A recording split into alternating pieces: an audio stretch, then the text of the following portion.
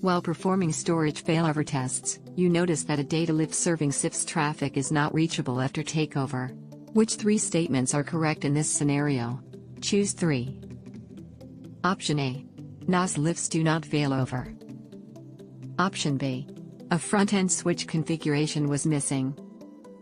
Option C. An incorrect firewall policy was assigned. Option D. No failover policy was assigned. Option E.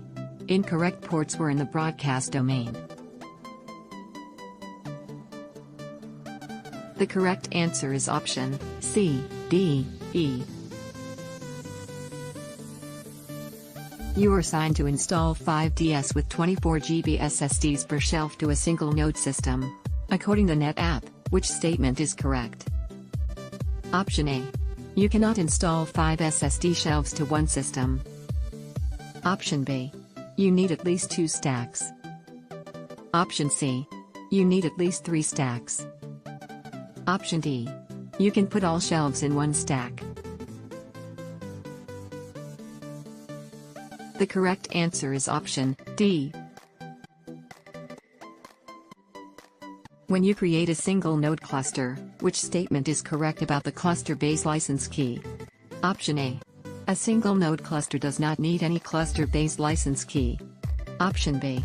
A single node cluster data ONTAP 8.1 license key is 7 characters long. Option C.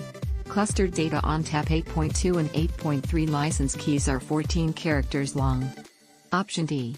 A single node cluster requires a cluster base key to use a cluster. The correct answer is option D. You want to install a new cluster data ONTAP system with the FA.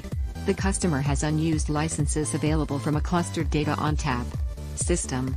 What should be considered in this scenario? Option A. You can use your licenses from the cluster data ONTAP 8.1 system for the new cluster data ONTAP system. Option B. You must call NetApp support for evaluation license keys. Option C. You can use your license from the cluster data ONTAP 8.1 system for about 90 days. Option D. In cluster data ONTAP 8.2 and later, use node-specific license keys that will only install on the controller for which they were purchased. The correct answer is option B.